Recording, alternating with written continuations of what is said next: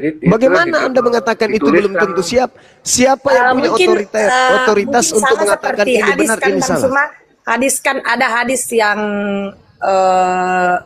juga masih dipertanyakan apakah seperti dalam diterimanya suatu hadis itu kan ada urutan-urutannya begitu Bang Sumaya. Oke, ada kualitas-kualitasnya seperti itu. Mungkin ada yang terlalu dekat dengan Nabi pada saat itu maka diangkat. Oke. Kalau hadits itu ada sanad. Sanad itu apa? Mata rantai. Mata rantai apa? Pemberitaan. Lah ini nggak butuh mata rantai. Kenapa? Filipus Yesus sama-sama. Bagaimana butuh mata rantai? Setelah Yesus ya langsung ke telinganya ya Filipus. Nggak ada mata rantai. Tidak ada penghubung antara Yesus dengan Filipus. Kenapa? Karena Yesus sendiri yang memanggil Filipus ini. Filipus, ikutlah denganku. Yohanes 1 nomor 43. Pada keesokan harinya Yesus memutuskan untuk berangkat ke Galilea. Dia bertemu dengan seorang bernama Filipus. Dan Yesus berkata kepada Filipus, Filipus, ikutlah denganku. Valid kan? Sahih kan itu? Cuma berarti yang ditanya si Meriati ini kau jawab. Jangan lari mutar-mutar ke sana. Loh, Anda nggak ngerti hadits? Saya sudah menjelaskan. Hadits itu adalah ditanya mana histori, mana bukti sejarah Yesus kawin. Oke. Saya sudah bisa menyimak Bang Suma bahwa Bang Suma mau mengatakan bahwa Filipus merupakan saksi mata gitu. Bukan hanya sekedar saksi mata, dia pelaku. Dia pelaku bersama dengan Yesus. Dikatakan begini, Filipus ikutlah denganku. Saya katakan kepada saudara, itu tertulis dalam Yohanes 1:43. Lalu kemudian di Markus 1:14, dia kemana? Dia mengajak Filipus ini kemana? Dia mengajak ke Galilea. Ngapain? Memberitakan Injil. Di mana tertulis? Markus 1 nomor 14. Nah, bagaimana dengan Filipus setelah itu? Berhentikah dia? Enggak. Ternyata di dalam Kisah Para Rasul 8 nomor 35, Filipus memberitakan Injil Yesus. Sementara yang sampai di hari ini adalah Injil Lukas, Injil Markus, Injil Matius, Injil Yohanes. Lah, mana Injil Yesus? Yang memberitakan Injil Yesus siapa? Filipus. Oh, ternyata dijadikan itu sebagai Injil apokripa, Injil yang disembunyikan, Injil yang didiamkan, nggak dipakai. Siapa yang memiliki kemudian otoritas untuk ini dipakai, ini tidak? Bapak-bapak gereja, bukan Yesus. Kesalahannya itu di situ. Kenapa bapak-bapak gereja punya otoritas untuk membedakan ini yang apokripa, ini di kanon, ini yang tidak? Apa haknya gereja untuk mengatakan itu? Bukankah Yesus ini utusan Tuhan untuk penginjilan kepada Bani Israel? Lalu hubungannya dengan pendeta apa? Hubungannya dengan pendeta, karena itu bertentangan dengan ajaran nenek moyang mereka Romawi kuno, maka pengajaran tentang Yesus menikah itu jangan dipakai, tidak dipakai.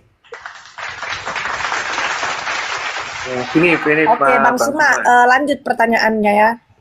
Ya.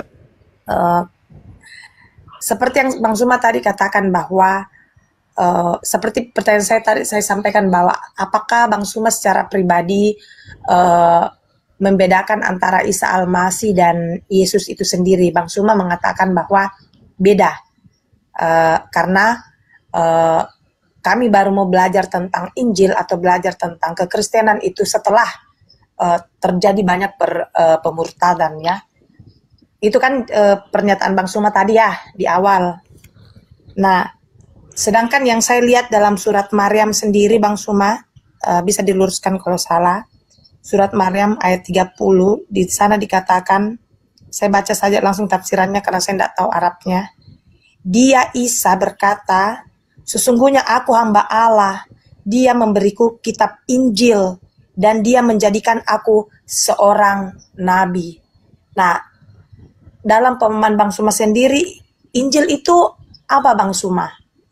Injil itu ketetapan yang Tuhan berikan. Hikmat. Penjelasan penjelasan Nabi Isa alaihi salam tentang isi kitab Taurat, itulah Injil. Jadi kalau di penjelasan Nabi Isa, uraian Nabi Isa tentang Taurat, tentang hukum-hukum, yang datang kepada Bani Israel, itulah Injil. Oke, jadi intinya bahwa di surat Maryam itu dalam pemahaman saudara-saudara Muslim, Injil itu adalah penegasan kembali, diuraikan kembali tentang apa yang tertulis dalam Taurat yang sudah dibawa oleh Musa dan ditegaskan oleh Nabi Isa Al-Masih, begitu? Iya, benar. Oke, terus lanjut pada ayat yang ke-33 surat Maryam, dikatakan, dan kesejahteraan semoga dilimpahkan kepadaku pada hari kelahiranku, pada hari wafatku, dan pada hari aku dibangkitkan hidup kembali. Ini tafsirannya dari surat Maryam ayat 33. Sedangkan dalam teologi, saudara-saudara Muslim, dia melihat bahwa Nabi Isa Al-Masih itu tidak wafat, tetapi yang wafat adalah orang yang diserupakan dengan Nabi Isa Al-Masih. Tetapi dia langsung terangkat ke sorga karena pada saat itu banyak orang yang menentang, mau membunuh Nabi Isa Al-Masih, sehingga Allah mengangkat Nabi Isa Al-Masih ke sorga. Sedangkan dalam tafsiran ayat 33 surat Maryam mengatakan, dan kesejahteraan semoga dilimpahkan kepada hari kelahiranku, hari wafatku, hari aku dibangkitkan hidup kembali. Secara awam, Bang Suma, saya menafsirkan lepas ini. Saya mengatakan bahwa, oh berarti Isa Al-Masih dalam Al-Quran juga memang disaksikan dia wafat. Bagaimana Bang Suma menjelaskan ini? Iya. Jadi kalau saudara membaca di dalam Al-Quranul Karim surah Maryam, bukan pendekatan terjemah, tetapi pendekatan original teks, Anda tidak akan melarikan kepada apa yang Anda imani. Di dalam Al-Quran itu diterangkan begini, A'udzubillahi minasyaitonirrajim. Wassalamu alayya yawma wulid wa yawma amut wa yawma ub'atsu hayya. Jadi di situ tidak ada kata wafat. Di situ adalah kata maut.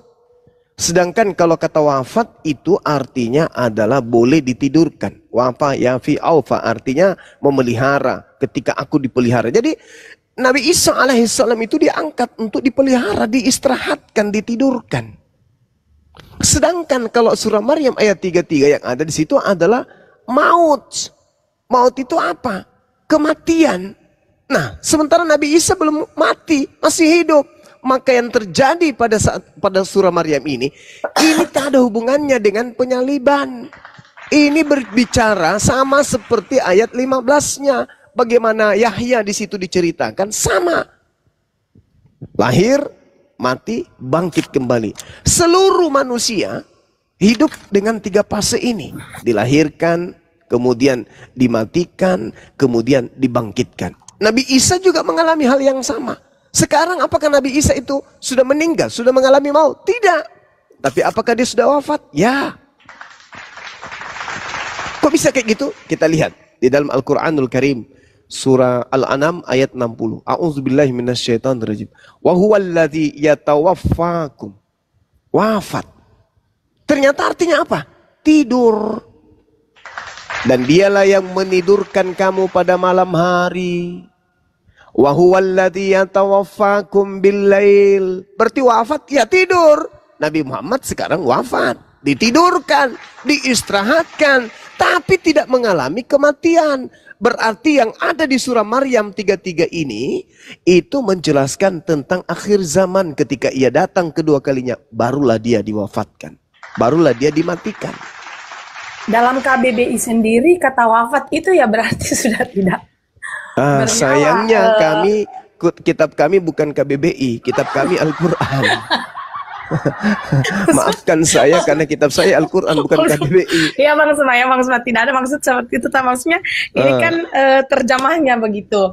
Jadi saya lihat wafat berarti artinya sebagaimana manusia biasa yang wafat, tidak lagi bernyawa seperti itu.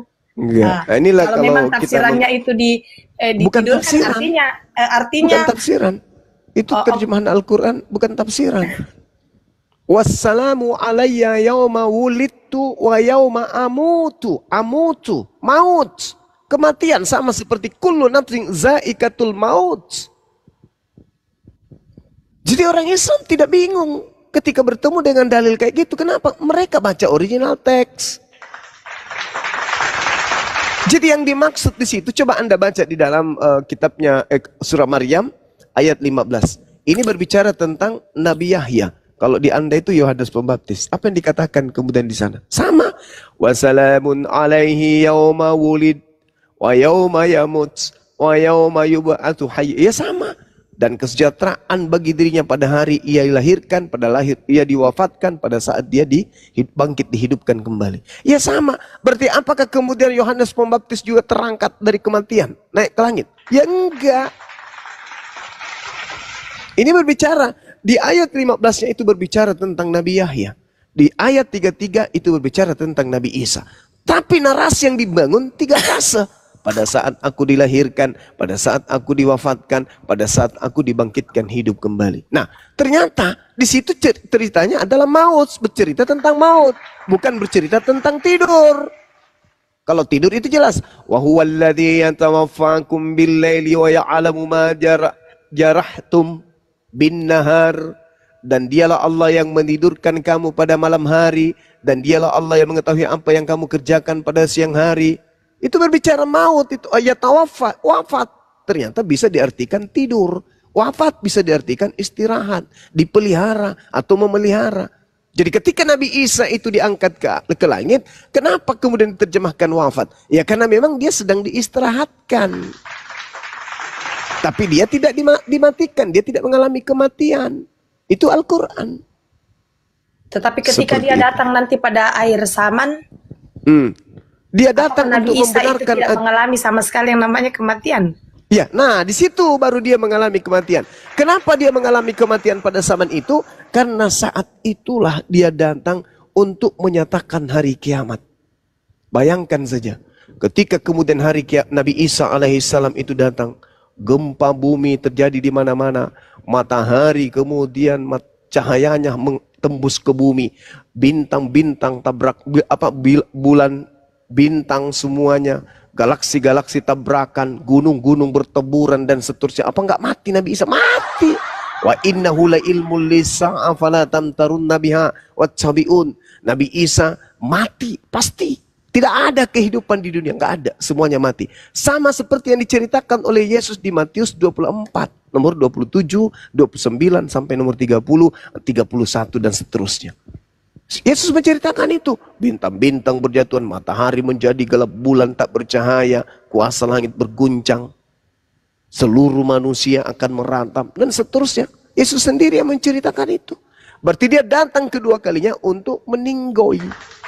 Jangan disama-samakan Bang Sima, karena kan kita sudah sepakat tadi Salmasi beda dengan Yesus. Lah, bukan saya sama-samakan. Saya katakan Yesus mengatakan di dalam Matius 27, Matius 24 nomor 27 sampai nomor 31.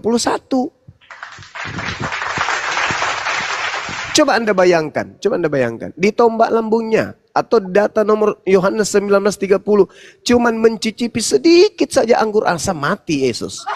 Bagaimana kalau bintang-bintang berjatuhan, kuasa langit berguncang, kemudian matahari nggak bercahaya, bulan menjadi gelap dan seterusnya? Bagaimana mau hidup Yesus? Oh, di tombak lambungnya aja mati, apalagi kalau bintang yang jatuh. Gitu poinnya. Oke Bang Suma. Jadi, ya silakan. Ya. Oh, silakan dulu yang lain. Siapa tahu mau bertanya Bang Suma, nanti saya terlalu baik bertanya. Ya, nggak apa-apa. Kalau enggak ada yang lain saya bertanya terus ini Bang Suma.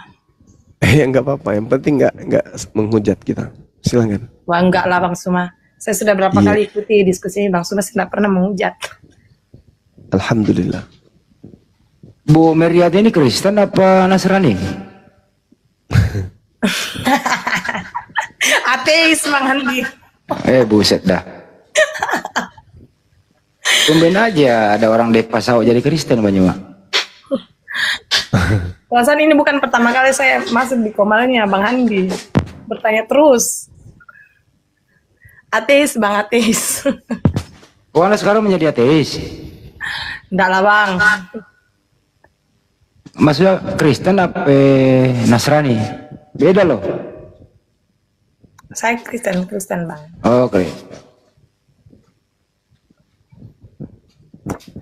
Ya Bang Suma, kan ini ada beberapa bulan terakhir banyak sekali beredaran di beranda-beranda TikTok tentang konsep-konsep surga nih Bang Suma. Iya. Baik yang disampaikan oleh para ulama sendiri dan para rohaniawan dari beberapa agama-agama secara khusus di negara kita. Nah, ada yang beberapa menarik Bang Suma, tapi saya baru sempat pertanyakan ini. Konsep surga dalam teologi saudara-saudara Muslim. Itu ada beberapa ulama yang berkhotbah. Iya. Kalau dalam Muslim berdakwah ya, begitu ya, berdakwah. Iya. Disampaikan bahwa konsep surga dalam teologi Muslim itu sangat menyenangkan. Salah satunya ialah bagi para lelaki disediakan bidadari-bidadari, dan bagi para perempuan disediakan pangeran-pangeran. Itu bagaimana itu Bang Suma? Tidak ada itu dari Bang bagi Suma ini, seorang. karena ini banyak sekali yang berkeliaran di beranda-beranda ini. Iya. Apa ini Kalau bidadari, perempuan- apa pangeran-pangeran? Nah, Perempuan itu itu bagaimana?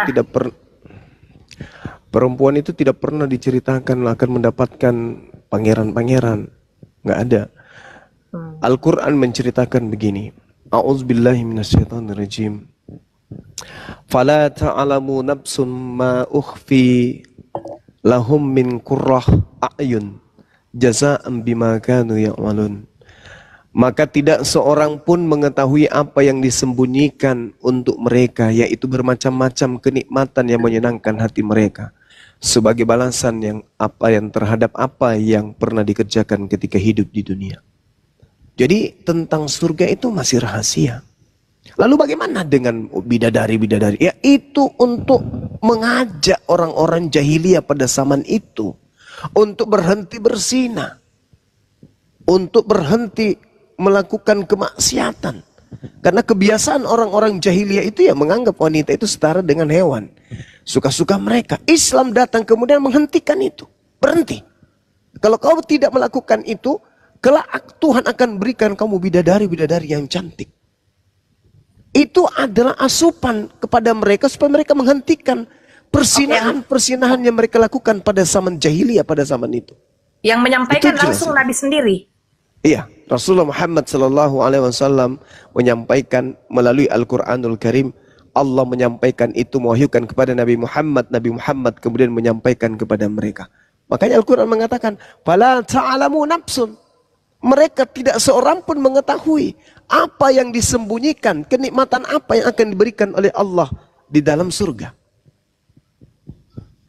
Cuman supaya mereka itu seibarat anak-anak kecil, kamu kalau berhenti main, ayah akan membelikan kamu ayam, satu mobil, ayah akan memberikan kamu ini dan seterusnya. Itu adalah janji Allah kepada mereka untuk menyenangkan hati mereka dan meninggalkan kemaksiatan. Sama seperti contoh nih, Yesus mengatakan, jika engkau percaya kepada aku, maka hari ini juga aku akan bersama engkau di Firdaus. Terbukti enggak? Enggak. Tapi supaya orang itu tidak melakukan kejahatan, Yesus memberikan janji. Nah sama seperti itu. Tentang surga itu masih rahasia. Kita tidak bisa kemudian menelaah seperti apa kebahagiaan bagaimana nanti yang ada dalam surga itu. Karena itu alam gaib. Seperti itu. Silakan. Ya, kalau penjelasan begini saya masuk akal Bang Suma, artinya bahwa itu adalah trik Nabi pada zamannya untuk menobatkan orang. Jadi sama saja seperti kita seorang ibu, pasti kita akan gunakan berbagai macam cara supaya anak kita nurut sama kita, seperti itu. Tapi kan yang bertebaran di sana para ulama banyak sekali itu Bang Sumaya yang mempleset-plesetkan bahwa dia seakan-akan mengatakan bahwa ya surga itu sudah begitu, seakan-akan kayak dia sudah pulang dari sana dan dia akan tahu segalanya. Dan saya rasa ini kayak khotbahnya akhirnya menjadi bahan tertawaan seperti itu, karena khotbahnya juga mungkin cara penyampaiannya, kalimatnya salah, seakan-akan bahwa memang konsep itu seperti itu di sana, benar-benar akan terjadi suasana seperti itu. Padahal sebenarnya dari penjelasan Bang Suma, kata-kata itu digunakan, trik-trik itu digunakan dalam konteks zaman Nabi untuk menobatkan orang. Seperti itu. Iya. Al-Quran menjelaskan begini. Bismillahirrahmanirrahim. Wa may ya'mal minas salihat min zakarin aw untha wa huwa mu'minun faulaika yadkhulunal jannah wala yazlamuna naqira. Barang siapa mengerjakan kebaikan, baik laki-laki maupun perempuan, sedangkan mereka beriman, maka mereka itu akan masuk ke dalam surga, laki dan perempuan, dan mereka tidak akan dizalimi sedikit pun. Itu kata Quran. Jadi laki perempuan tidak dizalimi.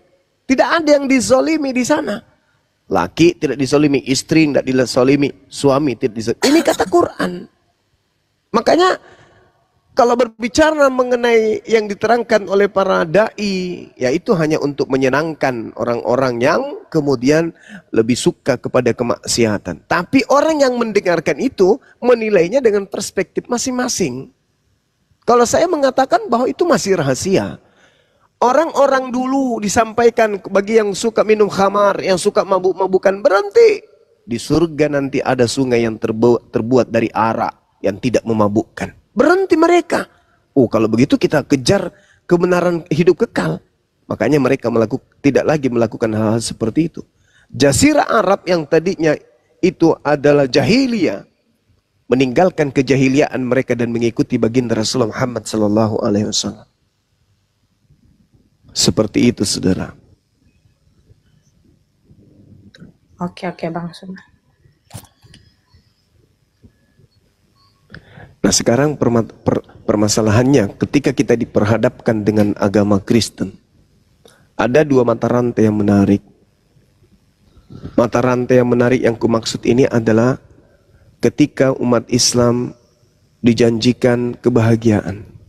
Wanita di surga Islam dijanjikan dengan perhiasan, berlian, emas, permadani, bertaburan, intan, mutiara, dan seterusnya. Itu perempuan. Karena kecenderungan perempuan memang kepada perhiasan, bukan kepada laki-laki. Berbeda dengan laki-laki. Mencari harta. Tapi dia tidak memenuhi tangannya dengan emas, berlian, intan, mutiara, anting-anting, kalung, gelang. Enggak. Tetapi apa yang mereka inginkan? Wanita. Kalau perempuan cari harta, bukan kemudian penuh berlian lantas dia mencari laki-laki. Enggak. Itu bukan kodrat wanita itu. Kodrat wanita itu adalah harta, mutiara, berlian, keindahan. Sedangkan perempuan disuruh memilih harta atau wanita. Munafik kalau dia mengatakan dia milih harta. Dikasih emas 1 karung. Lalu dikasih perempuan 10. Munafik kalau dia pilih harta itu. Munafik. Kalaupun dia pilih, ujung-ujungnya apa? Dia ambil dulu, habis itu dipilih juga perempuan. Kalau laki-laki, kalau perempuan beda. Dikasih harta berlian, pilih laki-laki ganteng 10. Dia lebih pilih, Pak, berliannya. Pertama, rasa malu wanita itu lebih tinggi. Maka dia pilih berlian. Kalaupun harus memilih seorang laki-laki, maka dia milihnya 1. Kalau ada yang milih 2, berarti dia sudah kerasukan setan. Tapi kalau laki-laki, memang sudah kodratnya. Dikasih fisik oleh Tuhan untuk menembak, bukan ditembak. Itu. Jadi ketika wanita dijanji surga dalam Islam, berlian, perhiasan, mutiara, intan, permadani. Tapi kalau laki-laki, wanita bidadari. Supaya mereka menghentikan kemaksiatan. Nah, sedangkan kalau di Kristen, apa yang kita harap di surganya Kristen? Waduh, kalau dibahas itu, hancur mina. Nah, itulah kemudian keindahan yang dijanjikan oleh Allah kepada kami orang-orang yang beriman ini. Tapi ingat, misalnya nih Bang Suma dijanji, Bang Suma kamu masuk surga, aku siapkan bidadari. Kalau muncul sedikit hati untuk bermaksiat misalnya, wah nanti di sana saya akan mencabul, nanti di sana saya akan tidur dengan sekaligus 4 bidadari. Itu sudah tidak masuk surga. Karena surga itu tempatnya orang yang hatinya bersih, jasadnya bersih, pikirannya bersih, semua niatnya bersih. Itu yang masuk surga itu. Maka ketika hati bersih masuk surga, mau 1000 bidadari, 2000 bidadari, pasti dia akan lebih mencintai istrinya yang sama-sama di dunia dibandingkan bidadari. Kalaupun dikasih, itu penghalalan dari Allah. Itu adalah reward dari Allah atas perjuangannya ridha ikhlas menjalankan syariat Allah tanpa pamrih, tanpa mengejar bidadari. Itu yang salah. Kalau misalnya ada yang bunuh diri untuk bidadari, itu keliru, itu nggak ada konsep itu di Islam. Itu konsep aneh yang dibuat-buat sendiri. Di Islam itu nggak boleh, nggak ada itu. Nah, sekarang kalau saya dikasih pilihan nih, Bang Juma. Iya. Ya, mau pamit Bang Juma ya. Oke, saudara, silakan. Oke, terima kasih. Selamat malam. Assalamualaikum. Malam. Waalaikumsalam. Nah, saya kalau dikasih pilihan nih, saya masuk ke dalam kehidupan yang kekal tanpa kematian, bersama bidadari, atau bersama dengan sesuatu yang aneh. Misalnya dalam 2 Samuel 2:29, asap membumbung dari hidungnya, api menjilat keluar dari mulutnya, bara api menyala keluar daripadanya. Sementara aku terus melihat dari tahta-tahta diletakkan, lalu duduklah yang lanjut usianya. Pakaiannya putih seperti salju dan rambutnya bersih seperti bulu domba. Kursinya dari nyala api dengan roda-rodanya dari api yang berkobar-kobar. Lalu dikatakan, maka timbullah peperangan di surga. Mikael dan malaikat-malaikatnya berperang melawan naga itu, dan naga itu dibantu oleh malaikat-malaikatnya juga. Lalu dikatakan di kitab Mazmur, asap mengepul dari hidungnya, api yang menghanguskan keluar dari mulutnya, bara api keluar dari dalamnya. Saya kalau disuruh milih, mending saya dengan bidadari daripada bersama dengan makhluk besar, matanya merah, ketika dia bernapas keluar asap dari hidungnya, dia keluar api dari mulutnya, terus kita mau sama-sama dalam kehidupan kekal. Aduh, sorry lah, nggak mau jasa saya, Gang.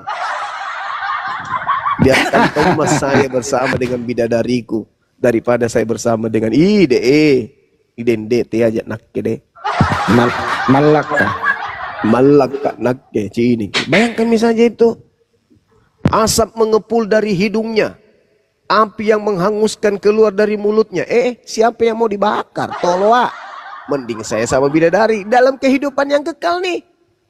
Dalam kehidupan yang kekal kita ditemani dengan bidadari yang indah. Siapa yang nggak mau? Kalau orang munafik, aku nggak mau. Surganya Islam itu apa sih? Mending di surganya Kristen. Ngapain di surganya Kristen? Memuji-muji nenekmu kiper.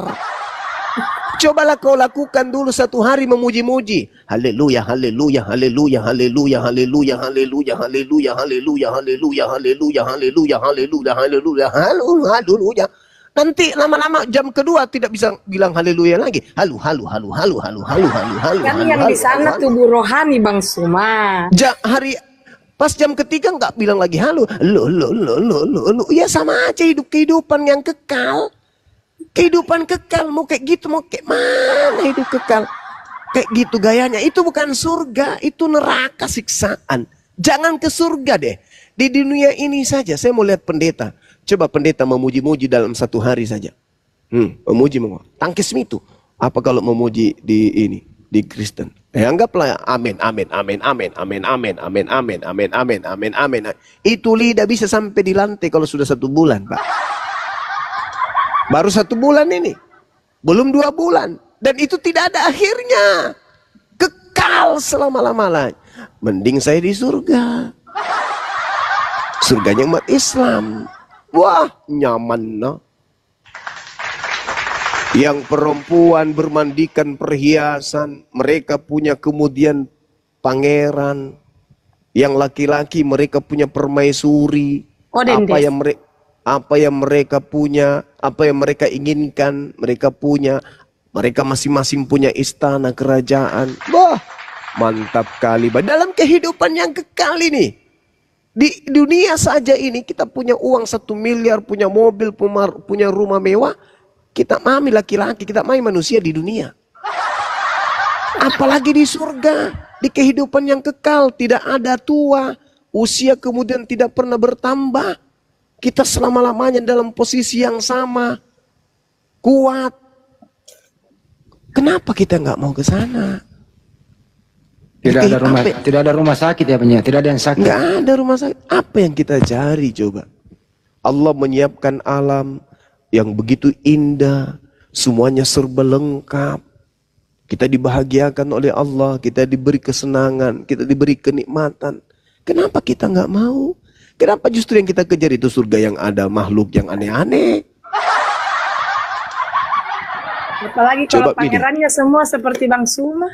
Oh Mama Emat. Allahu Akbar, Masya Allah. Aduh. Jadi itulah proses yang paling benar Islam Kristen ini adalah mari kita mundur selangkah untuk maju beberapa langkah ke depan. Apa itu? Mari kita menjadi Kristen dengan proses berpikir. Mari juga kita menjadi Islam dengan proses berpikir. Kita akan sampai kepada garis final.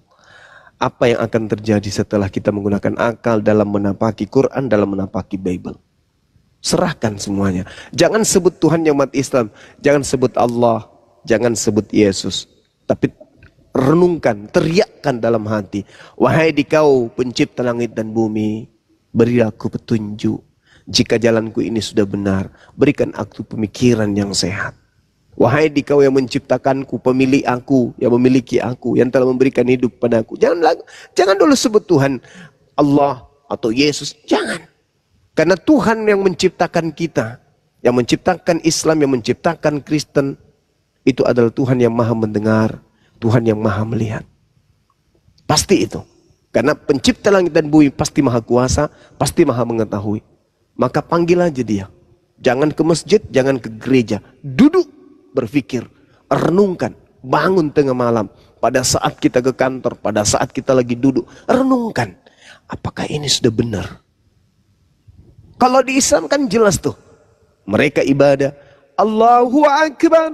Wahai dikau yang maha besar. Asyhadu an la ilaha illallah.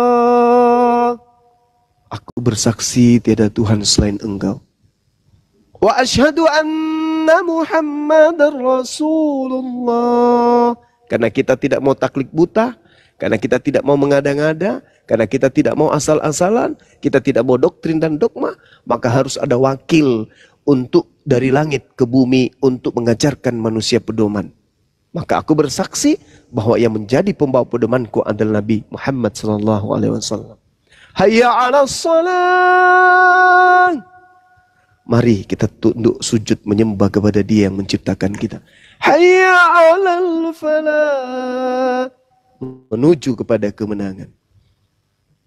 Itu. Nah, kita Islam, kami Islam tidak merujuk kepada satu objek. Tidak ada foto, tidak ada gambar, tidak ada patung, tidak ada wujud. Semata-mata kalbu, pikiran, hati. Tembus kepada sang pemilik maha mengetahui. Lihat wahai Tuhanku, aku datang kepadamu menyatakan engkau adalah Tuhan semesta alam. Kami tidak kemudian membayangkan ya Allahu Akbar, yang kami bayangkan matanya satu, hidungnya satu, ada perutnya, ada kakinya. Kami enggak membayangkan itu. Kenapa? Karena kami yakin bahwa pencipta langit dan bumi itu maha melihat. Pencipta langit dan bumi itu maha mengetahui. Maka cukuplah kami niatkan, lalu kami ucapkan, lalu kami praktekkan dengan perbuatan. Tapi kalau di luar, seperti Kristen, maaf nih. Dia ke gereja, di situ ada patungnya. Di rumahnya ada patungnya. Enggak semua Bang Suma. Iya, enggak semua. Tapi ya, ayo, hampir seluruhnya menggunakan data itu. Kalaupun mereka tidak mengatakan ada patung, ada foto, tapi kan manusia. Wujudnya manusia, anak orang.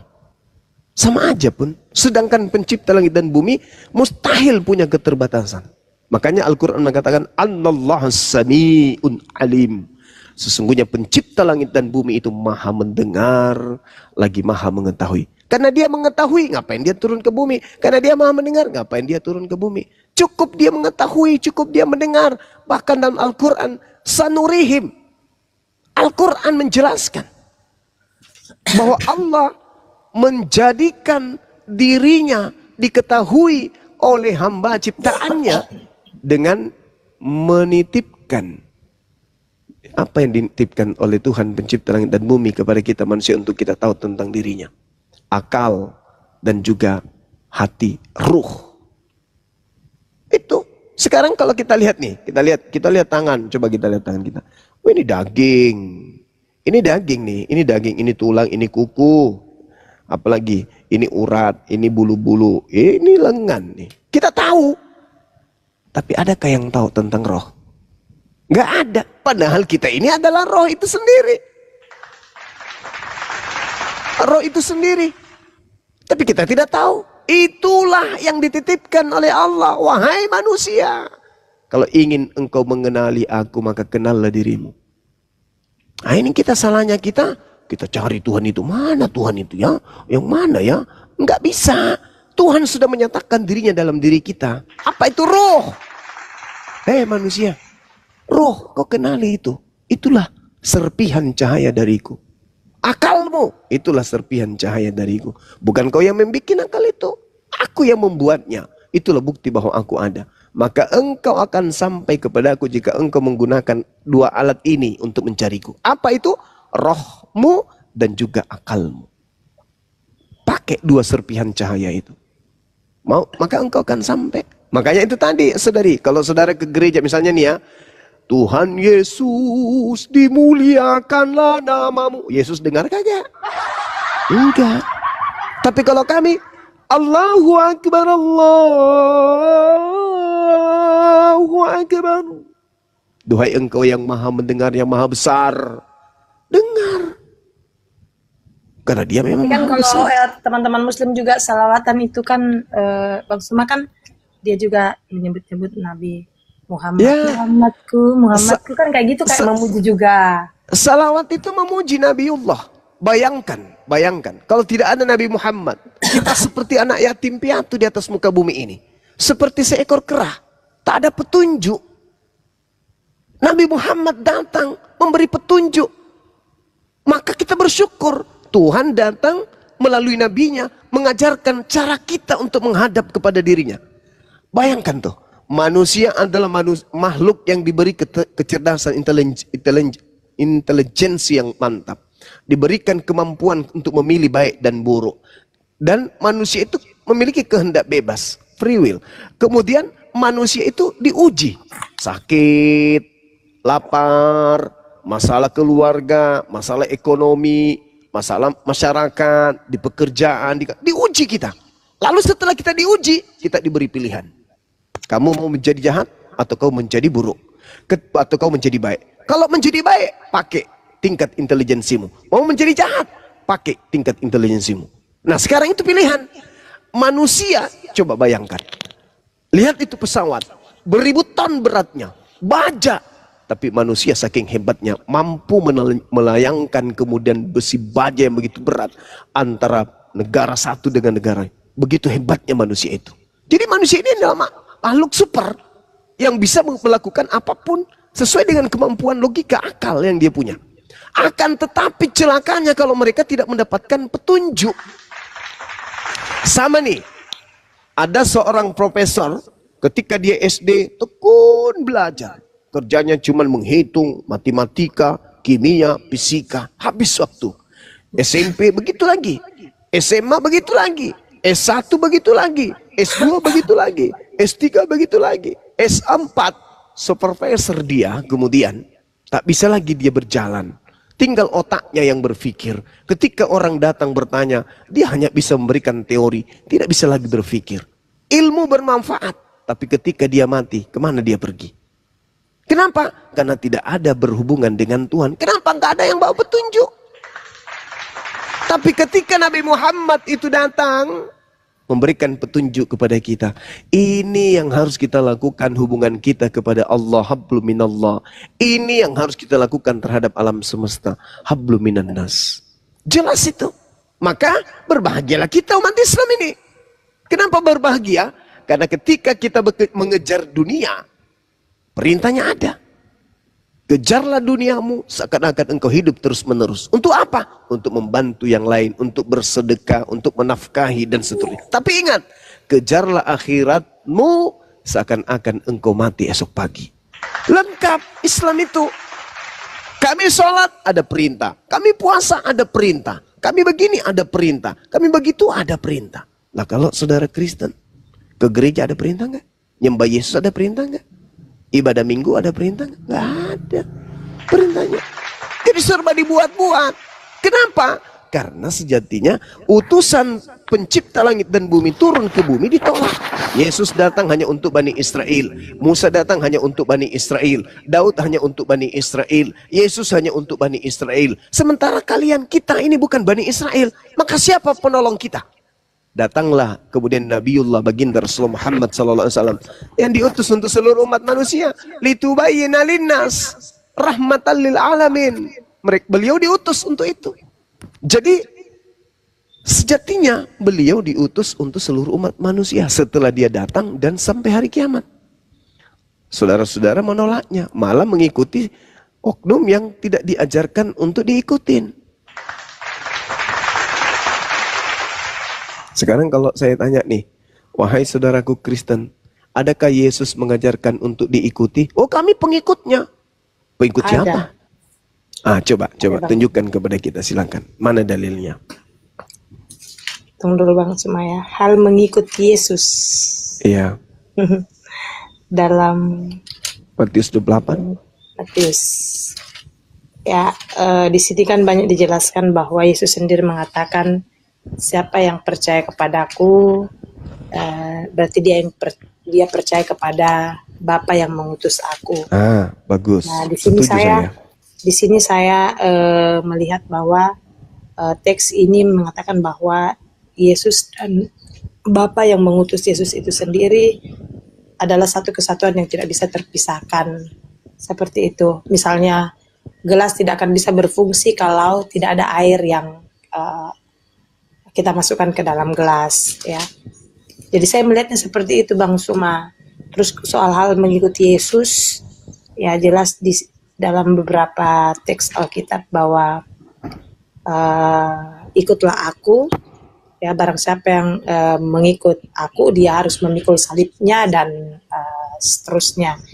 Itu kalau dalam tulisan yang ada di Bible, Bang Suma. Jadi ada dalilnya. Tapi kalau teman-teman Muslim mengatakan Yesus sendiri tidak mengatakan ikutlah aku, percayalah kepada aku, ya saya tidak tahu itu Bang Suma. Tapi kalau dalam Bible sendiri itu ada.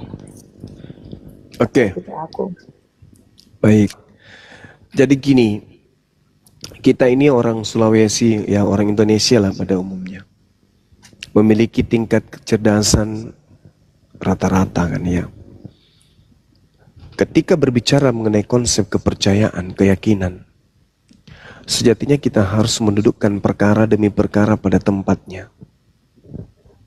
Maksudnya gimana? Yesus datang sebagai guru. Di mana dia mengajar? Di kampusnya. Dia dosen bagi mahasiswa yang ada di kampusnya. Dia bukan dosen bagi mahasiswa yang ada di kampus lain. Apalagi menjadi murid orang-orang yang menjadi guru dari orang-orang yang datang 2000 tahun setelah dia pergi. Yesus mengatakan, aku diutus hanya kepada domba yang sesat dari Bani Israel. Sekarang apakah kita Bani Israel? Bukan. Loh, ucapan siapa yang mengatakan kalau dia diutus hanya untuk Bani Israel? Ucapan Yesus tertulis di mana? Matius 15:24. Aku diutus hanya kepada domba yang sesat dari umat Israel. Katanya tadi barang siapa yang percaya. Ucapan Yesus ketika dia berbicara, ucapannya itu hanya untuk Bani Israel. Orang yang nyamar-nyamar jadi pengikut akan percaya diri. SKSD. SKSD apa itu? Sok dekat, sok akrab. Padahal Yesusnya hanya berkata kepada Bani Israel. Aku diutus. Ketika dia mengatakan, aku berkata kepadamu. Bukan berkata kepada di luar Bani Israel. Aku akan pergi ke rumah Bapa karena di rumah Bapa banyak tempat untuk menyediakan untukmu. Untukmu, kamu. Bukan kepada yang di luar kamu. Makanya ketika ada seorang wanita Kanaan, wanita Samaria yang datang kepada Yesus, minta anaknya disembuhkan. Apa kata Yesus? Usir wanita itu. Dia mengikuti kita dengan teriak dari tadi. Tidak layak roti yang disediakan untuk anak diberikan kepada anjing. Kata Yesus dengan orang yang non-Yahudi yang bertemu dengannya. Orang yang hidup dengannya aja disebut anjing, bukan disebut domba. Apa kata wanita itu? Benar Tuhan, tapi bukankah anjing makan sampah yang jatuh dari meja tuannya? Apa kata Yesus? Besar imanmu ibu, benar imanmu ibu. Jadilah seperti apa yang engkau inginkan. Apa yang dibenarkan oleh Yesus di situ? Pengakuan wanita tadi kalau dia adalah anjing yang makan sampah dari meja tuannya. Sembuh nggak anaknya? Sembuh. Jadi pengikut nggak wanita itu? Tidak. Apatah lagi kita yang hidup di hari ini. Tapi bagaimana Kristen itu bisa bertahan? Karena Kristen menganggap bahwa Yesus sedang berbicara dengan dirinya. Itu kekeliruan, itu kekonyolan yang sangat luar biasa. Yesus Kalau saya mengatakan, lihatnya begini Bang Suma, silakan. Ketika Yesus hadir dalam konteks Bani Israel, dia kan menegaskan tentang hukum-hukum Taurat yang sebelumnya dibawa oleh para nabi terdahulu. Dia menegaskan itu. Makanya Yesus sering dikatakan firman Allah itu sendiri, penyambung lidah Allah itu sendiri. Nah, ketika dia menyampaikan tentang hal kerajaan surga, bagaimana berbuat terhadap sesama di dalam konteks bangsa Yahudi, nah semua cerminan hidupnya, apa yang dia lakukan, itulah yang menjadi patokan dasar bagi para murid-muridnya untuk menceritakan kepada orang-orang di luar bangsa Yahudi. Sehingga ketika itu dikerjakan oleh para rasul, maka dalam kisah para rasul itu sendiri, banyak orang yang memberi diri untuk mau mendengar tentang Injil itu sendiri, tentang kabar baik yang dibawa oleh Yesus. Dan pada saat itu, dari orang yang mau mendengar, dari orang yang mau menerima cerita tentang Injil yang disampaikan oleh Yesus sendiri, itulah yang membuat orang datang dalam kisah para rasul di Antioquia sendiri, dan banyak orang dibaptis, sehingga disitulah pertama kali disebut sebagai Kristen. Memang Yesus sendiri tidak pernah mengeluarkan dari mulutnya bahwa ada kata Kristen atau mengatakan bahwa kamu Kristen. Kata-kata Kristen itu sendiri memang tidak ada dari mulut Tuhan Yesus sendiri, karena Yesus mati itu wafat masih dalam agama Yahudi, Bang Suma, itu yang saya tahu. Tetapi karena teladan hidupnya, berita yang dia bawa, cerminan hidupnya, ya seperti kalau dalam Muslim ya, kalau tidak salah bisa diluruskan kalau salah, teladan-teladan Nabi itu, ya itulah yang dijadikan patokan beberapa cara hidup beragama orang Muslim, karena Nabi melakukan hal-hal yang bisa diteladani. Begitu juga dengan Yesus. Nah, apa yang dilakukan Yesus, apa yang disampaikan, itulah yang dilihat sebagai kabar baik Injil. Diteruskanlah oleh murid-murid untuk semua bangsa. Dan di Antioquia terjadilah Kristen pertama atau gereja mula-mula pada saat itu. Dan memang dalam amanat agung juga dalam Matius 28, Yesus sendiri mengatakan, pergilah sampai ke ujung bumi untuk memberitakan Injil. Jadi memang kalau sejarah memang Yesus datang bagi Bani Israel.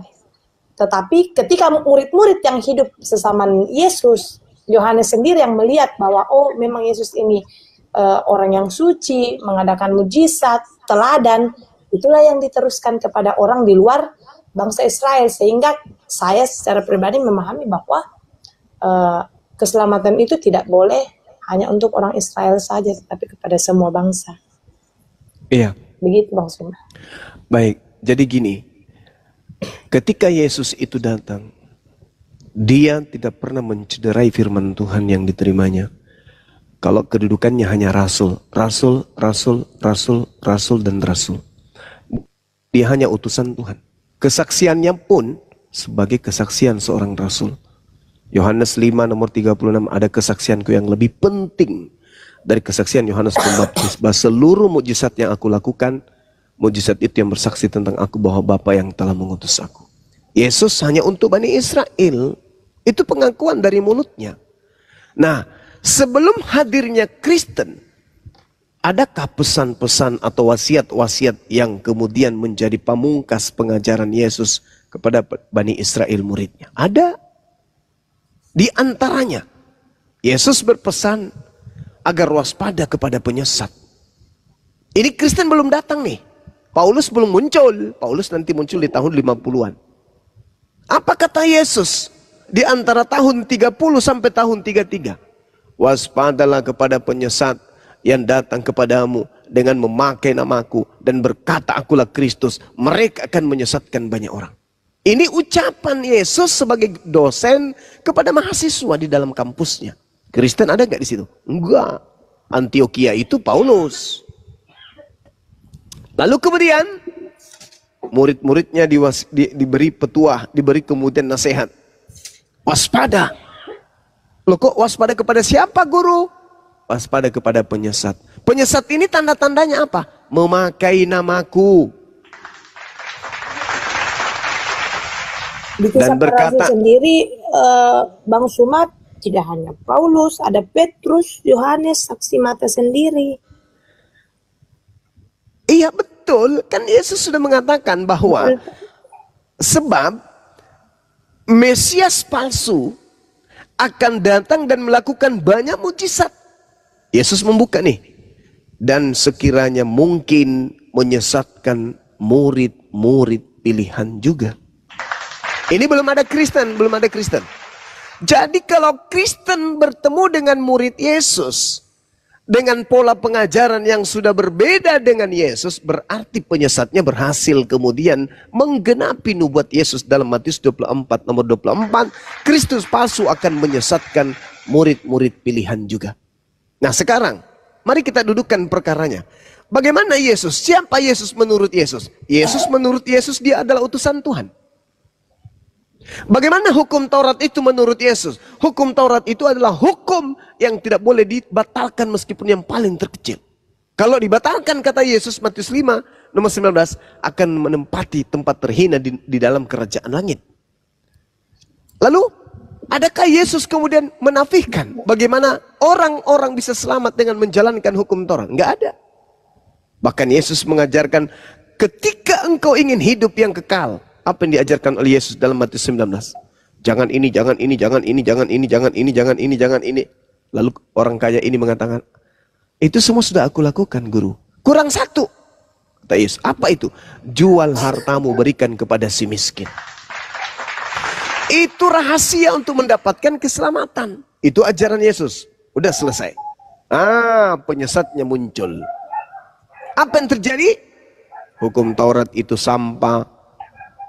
Hukum Taurat itu tinja, hukum Taurat itu bukan kebenaran. Kalau kau mengharapkan kebenaran dari hukum Taurat, maka Yesus Kristus kamu akan lepas dari kasih karunia Yesus. Sia-sia kematian Yesus kalau engkau masih mengharapkan kebenaran dalam hukum Taurat. Itu ajarannya. Yang tadinya Sabtu dirubah menjadi Minggu. Yang tadinya Tauhid Ahad dirubah menjadi Trinitas. Yang tadinya sinagoge berubah menjadi gereja. Yang tadinya kemudian jangan makan babi menjadi makan babi, bersunat menjadi tidak bersunat.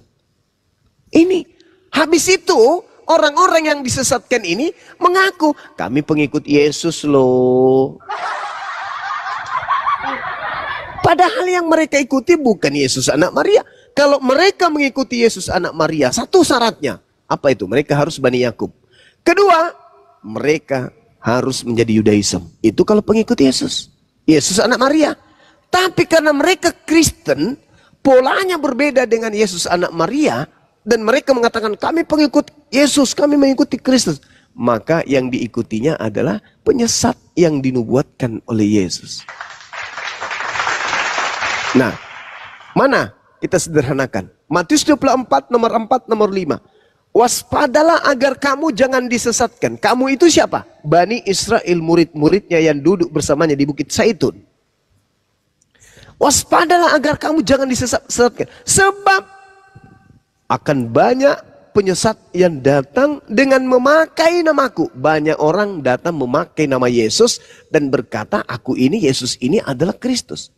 Pertanyaannya, siapa di antara dua agama besar ini, Islam atau Kristen, yang membawa nama Yesus dan mengklaim Yesus itu adalah Kristus? Islam kagak. yang dibawa oleh oleh umat Islam adalah Nabi Muhammad. Sedangkan Kristen yang dibawa adalah Yesus Kristus. Dan mereka akan menyesatkan orang banyak. Nah, siapa nih yang membawa Kristus Yesus? Islamkah atau Kristen? Itu di dalam Matius 24 jelas sekali tuh. Waspadalah agar kamu jangan disesatkan, sebab akan banyak orang datang memakai namaku dan berkata, akulah Kristus. Jadi penyesat ini mengatakan Yesus itu Kristus. Mereka akan menyesatkan banyak orang. Nah, siapa itu yang menyesatkan banyak orang ini? Yang memakai nama Yesus, yang mengatakan Yesus itu adalah Kristus, yang mengaku diri mereka sebagai pengikut Kristus. Siapa mereka ini? Ya, itu singkatnya. Jadi kalau ada orang mengajarkan menyembah kepada Yesus karena Yesus itu Kristus, nah itulah orang-orang yang menggenapi yang dimaksud oleh Yesus tadi. Saya kira begitu. Saya kembalikan kepada siapa? Bang Handi. Mudah-mudahan beliau masih monitor.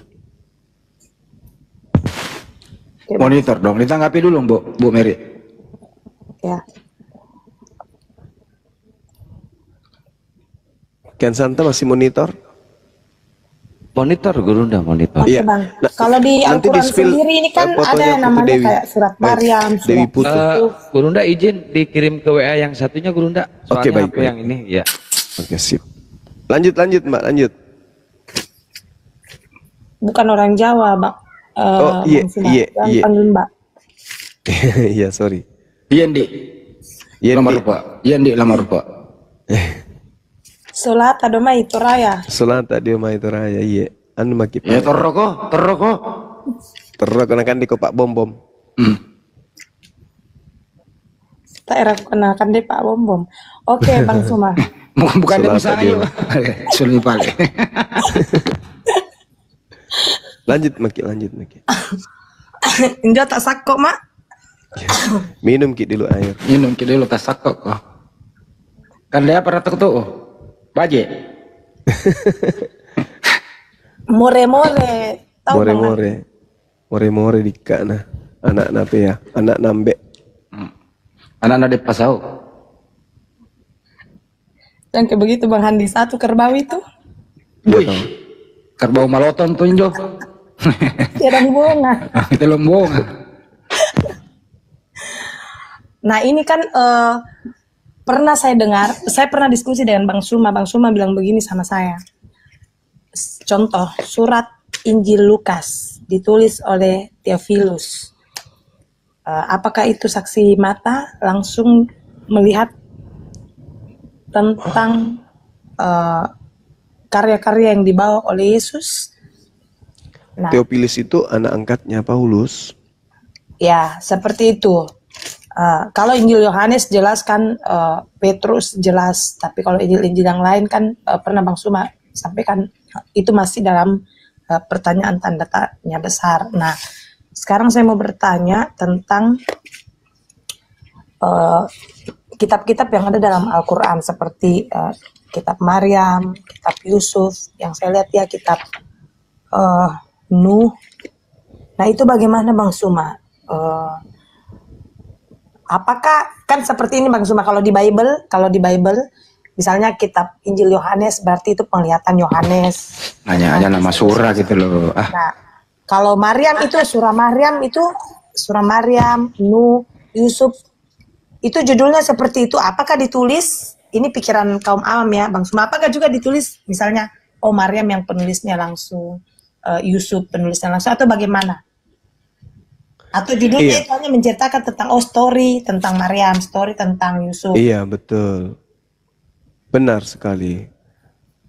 Jadi itu hanya nama dari apa yang diceritakan dalam surah itu.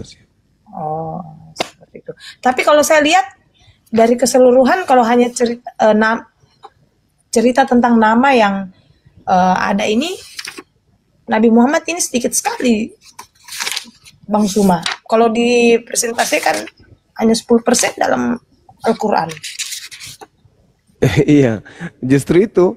Andai saja beliau yang mengarang, maka pasti lebih banyak dia ceritakan ibunya, ayahnya, dirinya.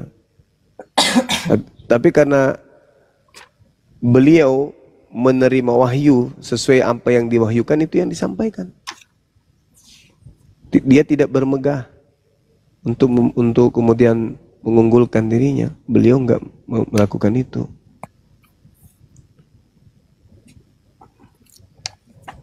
Tetapi apakah benar ketika dia menyampaikan kepada kaum Quraisy, keluarganya sendiri yang banyak menentang pemberitaannya karena dianggap bahwa Nabi Muhammad ini ngawur, tidak ada saksi mata yang melihat perjumpaannya di dalam goa itu.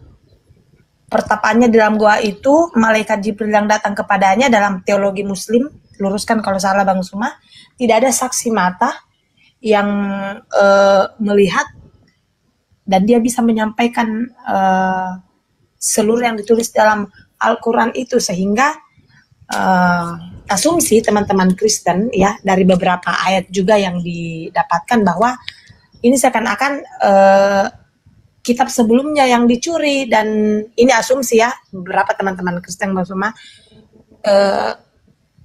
terjadi pencurian kitab dari tulisan-tulisan sebelumnya, sehingga itu kenapa banyak terjadi kemiripan.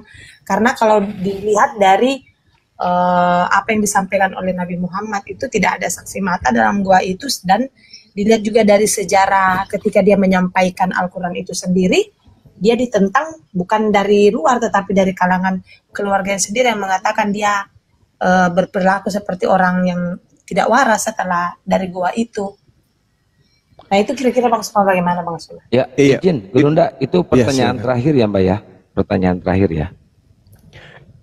Oke, baik. Setelah- Itu baik. juga bisa dikembalikan. Siapa saksi melihat Nabi Muhammad itu menjiplak kitab lain? Gak ada. Gak ada saksi, gak ada satupun narasi. Baik itu dari internal Islam atau dari luar Islam. Gak ada. Nabi Muhammad tidak mampu membaca kitab-kitab sebelum Al-Quran. Beliau Nabi yang ummi. Tidak bisa kemudian beliau itu membaca kitab Torah, kitab Tanakh, bahasa Ibrani, bahasa Yunani, atau bahasa apapun. Gak bisa Nabi Muhammad itu. Nah, sehingga kalau Anda bertanya siapa saksi, sejazirah Arab yang menjadi saksi. Makanya kebenaran yang disampaikan itu diterima. Loh kok ini orang ini gak pernah baca kitab sebelumnya, membahas tentang ini, membahas tentang itu. Kemudian mereka tak mampu untuk melawan kehebatan para penyair, kehebatan dari mereka yang orang-orang jahiliyah ini. Tidak mampu kemudian melawan kebenaran yang dibawa oleh Nabi Muhammad. Maka mereka pasrah. Oh ini nggak mungkin dikarang. Ini pasti adalah seorang Nabi. Maka dengan mudahnya ketika Nabi Muhammad melumpuhkan kota Mekah, tidak ada perlawanan sedikit pun. Mereka kemudian menerima Nabi Muhammad. Sampai hari ini. Sampai hari ini. Lalu bagaimana dengan kesaksian? Sebuah kebenaran itu tidak butuh saksi. Contoh, terjadi pembunuhan. Pembunuhan jelas terjadi. Bagaimana? Tidak ada yang melihat. Orang ini telah menikam orang tersebut, mati. Tapi tidak ada yang melihat. Apakah kemudian pembunuhan yang benar-benar terjadi ini batal? Karena tidak ada yang menjadi saksi. Enggak. Ada yang menjadi saksi ataupun tidak ada yang menjadi saksi, kebenaran tetaplah kebenaran. Sama seperti ini. Ada seorang wanita digauli seorang laki-laki. Tak ada yang melihat. Berjalannya waktu sebulan, 2 bulan, 3 bulan, 4 bulan, 5 bulan, perut makin membesar. Maka orang akan mengatakan bahwa wanita ini benar-benar sudah digauli. Meskipun tidak ada yang melihat. Tapi setelahnya ada efek. Setelahnya ada bukti. Maka tanpa melihat ada saksi pada saat berlakunya laki-laki menggauli wanita tersebut, di USG perutnya ternyata ada janin di dalam. Lama-kelamaan perutnya membesar. Akhirnya dia melahirkan. Maka apa yang terjadi? Tanpa saksi, orang semua bisa menyatakan wanita ini pernah didatangi dan digauli oleh seorang laki-laki. Ini buktinya. Begitu juga Nabi Muhammad. Apa buktinya? Apa yang keluar dari Nabi Muhammad? Al-Quranul Karim. Maka tanpa ada saksi melihat malaikat Jibril atau Roh Kudus datang kepada beliau dengan kebenaran Al-Quran yang dia bawa sudah 1400 tahun silam, maka kami bersaksi bahwa tanpa melihat malaikat Jibril datang kepadanya, kami mengatakan dulu pernah Roh Kudus datang kepada beliau mengajarkan Al-Quran. Ini buktinya. Sama ketika kita mengatakan, mana buktinya wanita ini pernah digauli? Ini buktinya. Ini ada anaknya. Periksa DNA-nya. Pasti dia pernah dihamili. Bapak pernah digauli sampai dia hamil. Ini buktinya. Apakah ada bisa yang menolak? Ada yang bisa menolak tentang lahirnya seorang bayi dari seorang rahim wanita? Enggak ada. Kami menolaknya. Dia tidak hamil kok. Dia tidak melahirkan kok. Padahal melahirkan perutnya kembung besar.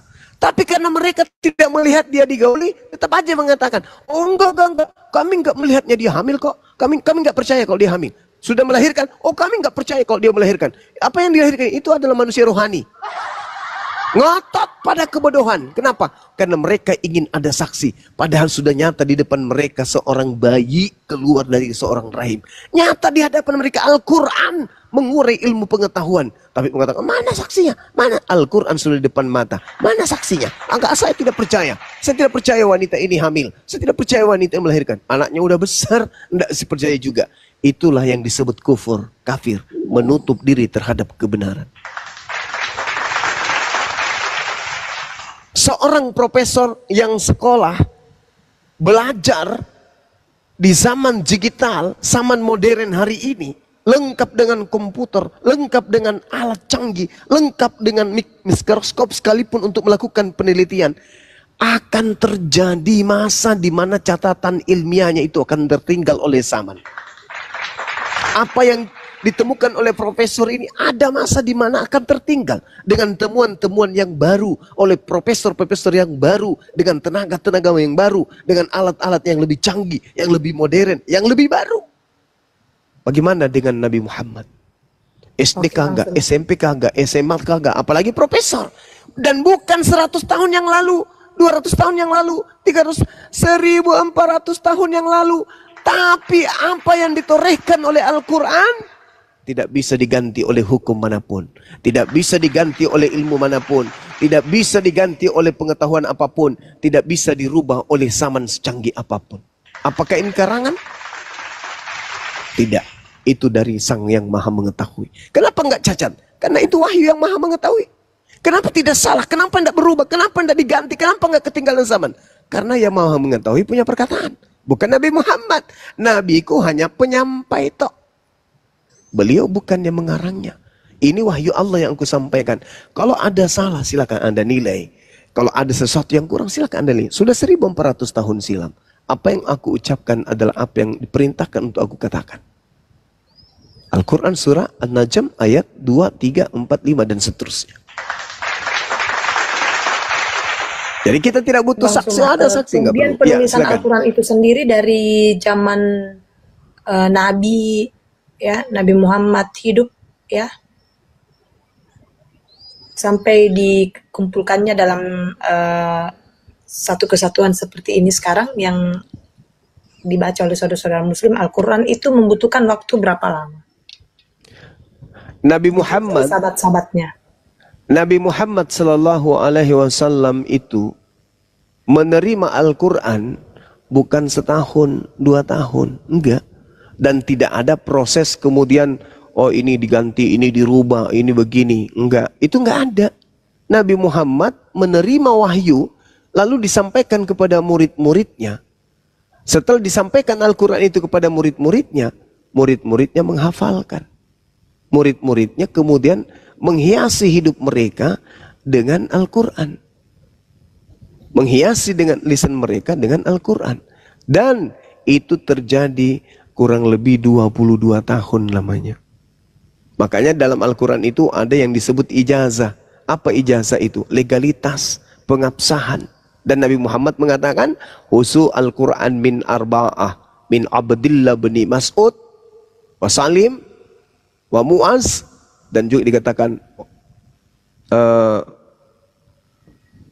Ubay bin Ka'af. Terima Al-Quran itu dari keempat sahabatku. Abdullah, Salim, Mu'az bin Jabal, dan Ubay bin Ka'ab. Berarti Nabi Muhammad memberikan legitimasi. Nah, makanya ada yang disebut ijazah ardan wasima'an. Apa itu? Ya, metode penyampaian Al-Quran. Misalnya nih, saya seorang guru Al-Quran yang menerima kemudian Al-Quran dari guru saya. Saya sampaikan kepada murid saya. Secara praktik, seorang guru saya membacakan Al-Quran. Dan muridku mendengarkan Al-Quran itu dengan seksama.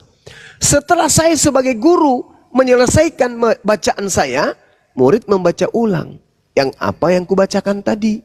Ketika murid saya ini mendengarkan, menghafalkan, dia harus baca. Misalnya, Iqra bismi rabbikal ladzi khalaq, khalaqal insana min 'alaq, Iqra wa rabbukal akram, alladzi 'allama bil qalami 'allamal insana ma lam ya'lam. Iqra. Nah, saya suruh murid saya baca, ulang. Maka dia ulang. Iqra bismi rabbikal ladzi khalaqa, khalaqal insana min 'alaq, Iqra wa rabbukal akram, alladzi 'allama bil qalami 'allamal insana ma lam ya'lam. Kalla innal insana la yatagha ar-ra'ahu istaghna, inna ila rabbika raj'a, ara'aita alladhi yanha abdan idza shalla. Dibaca oleh sahabat. Nabi Muhammad kemudian memberikan ijazah, memberikan kemudian legitimasi. Antum sudah bisa mengajarkan bacaan ini kepada orang yang ada di sekelilingmu. Nah, sahabatnya diberikan ijazah, diberikan kemudian legitimasi, diberikan validasi bahwa kamu sudah pantas untuk mengajarkan Al-Quran. Itu terjadi 22 tahun lebih namanya. Itu Quran tuh, jelas itu. Maka disebutlah ijazah dan wasima'at. Jadi ada proses talaki.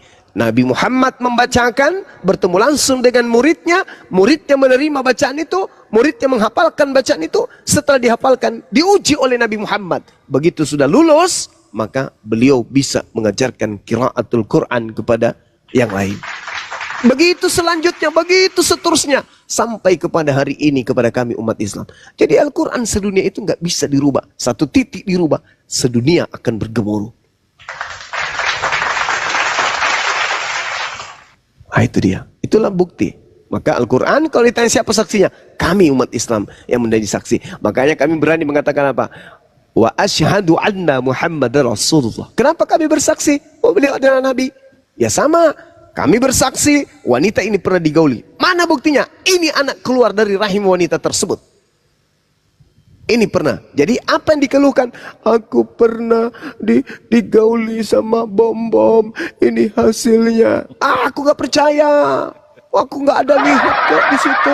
Nah sekarang pertanyaannya, apakah kita tidak percaya kalau kita ini adalah hasil buah dari upaya orang tua kita dalam beribadah melahirkan kita? Oh enggak. Pada saat ayahku tidur sama mamaku, aku nggak menjadi saksi, maka aku tidak percaya kalau aku ini adalah anaknya. Kampret, anak durhaka. Jadi kebenaran itu tidak mesti kita saksikan. Tapi kebenaran itu bisa kita tahu itu adalah sebuah kebenaran dengan proses berpikir. Itulah Islam.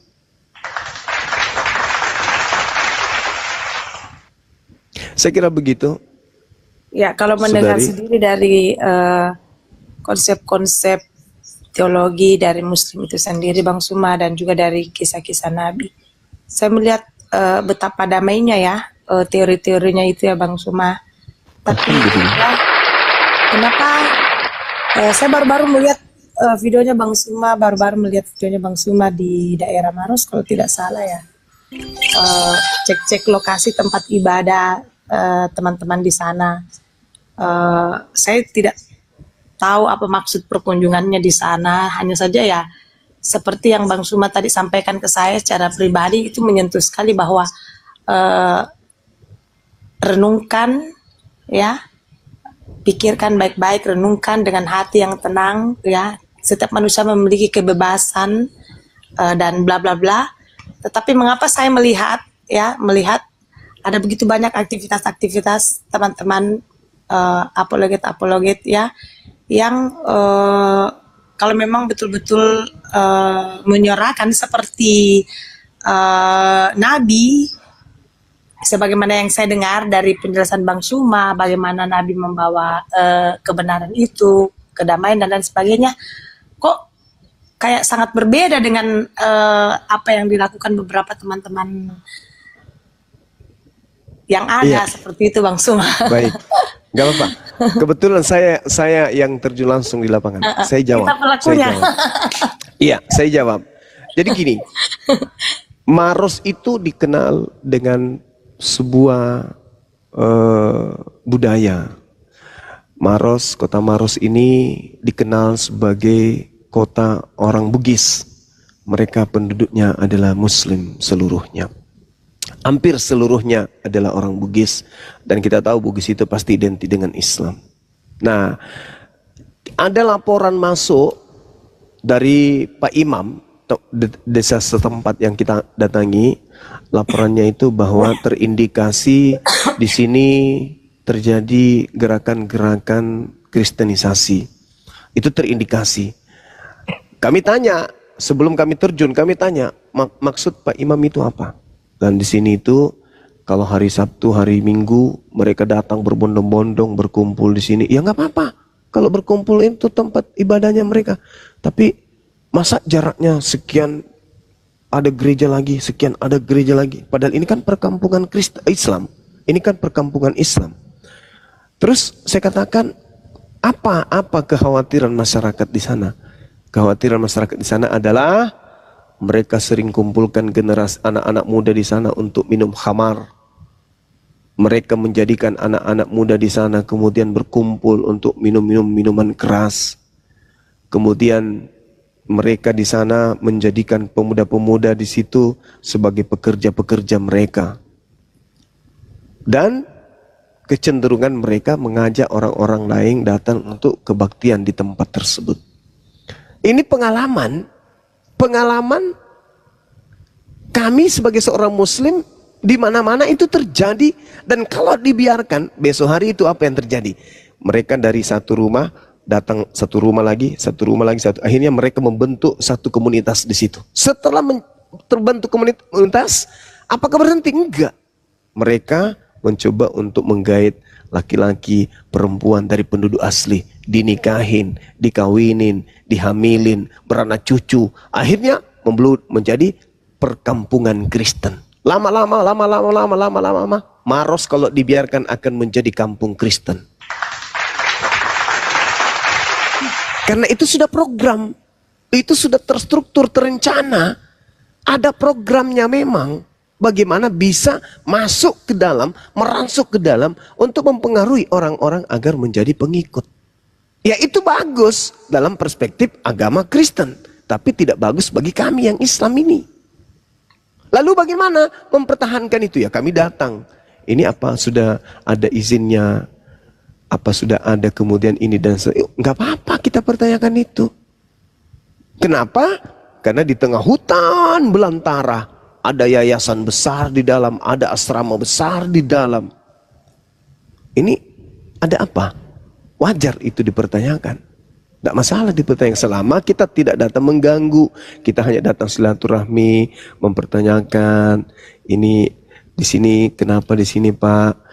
Kegiatan apa saja yang dilakukan, apa yang bisa kami bantu. Kalau di sebelah sana itu ada masjid, di situ ada tempat butuh air, ada air di sana, kami bisa tarikkan pipa dari sana. Kalau enggak kita sudah ada pipa. Oh iya Pak, nggak apa-apa. Kita hanya menghindari adanya gesekan. Justru karena itu kami datang, karena laporan masyarakat yang ada. Nah itu terjadi sama seperti negara-negara yang sudah dikuasai itu. Yang tadinya Islam, tapi karena Islamnya sibuk, tidak memperhatikan keadaan, tiba-tiba anak-anak menjadi pada murtad. Kawin mawin menjadi berumah tangga, tiba-tiba sudah pindah agama dan seterusnya. Itu yang terjadi. Dan kami tidak menginginkan itu terjadi di situ. tidak menginginkan terjadi hal-hal yang tidak diinginkan. Sama seperti wilayah Sopeng, sama seperti wilayah Malino. Itu terjadi itu. Karena kenapa? Umat Islam lengah, umat Islam tak peduli. Umat Islam itu sibuk dengan kegiatan-kegiatan yang lain, tidak peduli. Tiba-tiba di sana muncul gereja yang tadinya cuma rumah-rumah kecil, kemudian berbentuk gedung, habis itu tertulis rumah kebaktian, lama-lama berubah menjadi gereja besar dan seterusnya. Siapa yang disalahkan? Tidak bisa disalahkan lagi. Nah, sebelum hal itu terjadi, adanya pemurtadan secara masif dan seterusnya, kan tidak apa-apa toh kita silaturahmi. Kami datang baik-baik di sana, kami kenalan, Bapak udah berapa tahun di sini, berapa warga di sini yang Kristen, gerejanya besar sekali. Dan pas saya datang waktu itu, yang datang itu deretan mobil-mobil mewah semuanya yang masuk ke hutan itu, masuk ke dalam hutan, benar-benar hutan. Begitu sampai di dalam, ada gereja besar, berdekatan semua gerejanya. Padahal rumah pemukiman ya mungkin cuma 1, 2, 3, 4, 5, 6, paling banyak 20, itu pun kalau ada. Tapi gereja-gereja besar, ternyata yang datang beribadah itu orang dari jauh, datang ke situ pakai mobil-mobil mewah.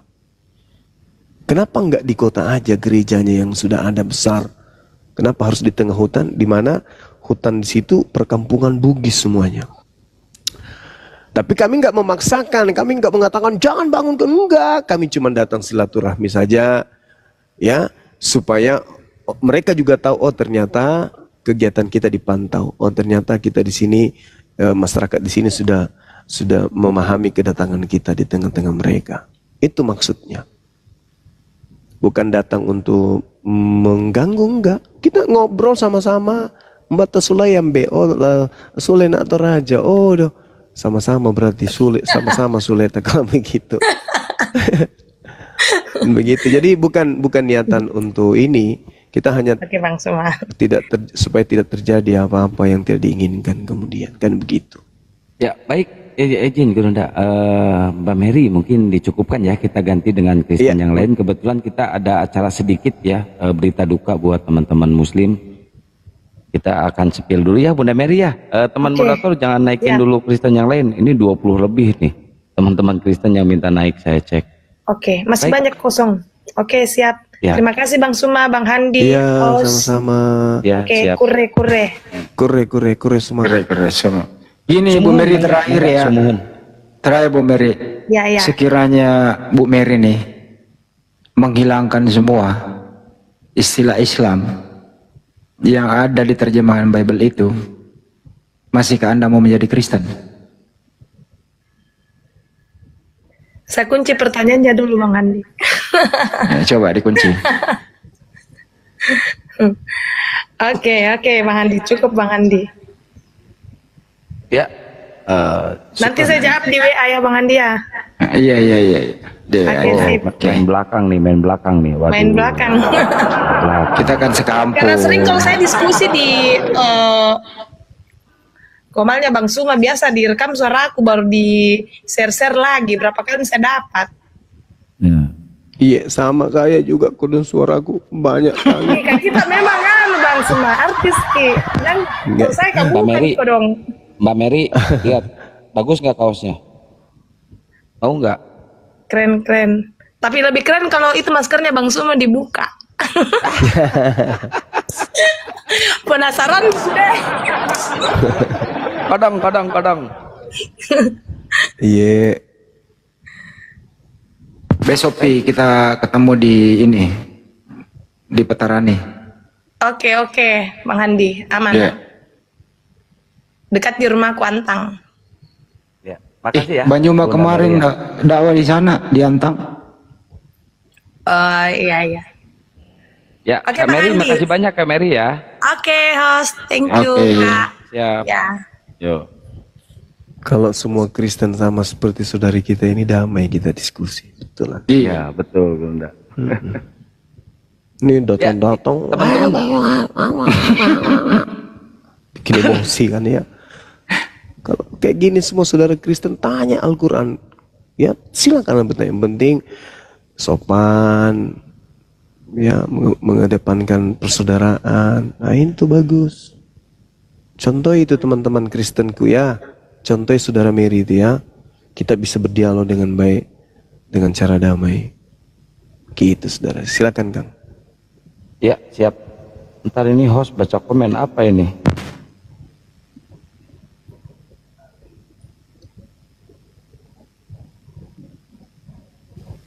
Ya, Bang Handi, mungkin ada sedikit yang harus disepil, Bang Handi. Berhubung tadi Mbak Mary terlalu monoton juga ya. Bang Kores naik, Bang Kores. Izin teman-teman, waktunya 5 menit aja ya. Ada berita duka buat saudara kita yang mu'alaf itu mengalami kecelakaan, Bang Putu Dewa. Coba Bang Handi, dilanjut dulu Bang Handi, nanti saya sepil videonya. Jadi begini teman-teman, Assalamualaikum warahmatullahi wabarakatuh. Waalaikumsalam warahmatullahi wabarakatuh. Jadi ada kejadian beberapa bulan yang lalu, saudara kita Putu Dewa, beliau adalah seorang mualaf yang aktif di bidang dakwah. Tapi bidang dakwah beliau itu cenderung ke face to face, menemui langsung ke lokasi. Jadi dalam perjalanan beliau sudah sepakat dengan KC untuk mensyahadatkan beliau mengalami musibah dalam perjalanan. Hari itu juga saya sama tim, Akang, saya sama Bang Aang atas perintah daripada pembina API terutama dari Banyumak dan lain, saya berangkat. Alhamdulillah bisa kita evakuasi dari Jawa Tengah, Jawa Barat ya, dari Jawa Barat ke Jakarta. Kemudian beberapa bulan dalam proses penyembuhan, sampai saat ini belum bisa sembuh secara total, bahkan mau dioperasi kembali. Membutuhkan bantuan uluran tangan kita semua. Nah, untuk itu malam ini atas kesepakatan kita semua dari pengurus API membuka untuk uluran tangan antum-antum semua untuk meringankan beban beliau. Itu sih sebelum kita lanjut. Silakan Kang. Ya, ini izin saya sepil ininya ya, bukti ininya. Ini surat kontrolnya teman-teman. Ini surat kontrolnya di RSUD Dr. Hasbullah Abdul Majid Bekasi ya teman-teman. Ini surat kontrolnya. Terus kita lanjut ke ini hasil rongsen. Ini hasil rongsennya teman-teman. Ini hasil rongsennya. Ini di kepalanya ya ada mungkin pecah ini ya rupanya ya. Tengkoraknya ya ada. Iya, masih ada ini darah yang harus dikeluarkan dari kepala. Ya, betul. Nah, ini kondisi mobilnya teman-teman nih. Ini waktu dia mau berangkat ke Ciamis, mau syahadatkan si KC, dia mengalami kecelakaan. Ini kondisi mobilnya. Dia itu seorang mualaf teman. Gitaris juga kan beliau? Ya, Geisa. Gitaris, mantan gitaris Geisa. Iya, ini teman-teman saya yang dihubungi beliau, kan kami memang sering komunikasi ya, sering jumpa juga. Sangat menyedihkan karena beliau penggiat dakwah. Sudah gitu beliau termasuk orang yang dijauhkan ya dari keluarga beliau. Ya boleh dibilang setelah beliau mu'alaf ini keluarganya nggak terlalu harmonis dengan beliau, boleh dikatakan seperti itu. Nah sekarang beliau setelah beberapa bulan ya beliau kehabisan tabungan teman-teman, beliau curhat sama Bang Zuma. Sekiranya mungkin beliau menangis, belum menangis karena beliau masih ingin berdakwah dengan kita. Beliau butuh dana kurang lebih 30 juta atau kita genapkan 30 juta teman-teman. Saya rasa kita bisa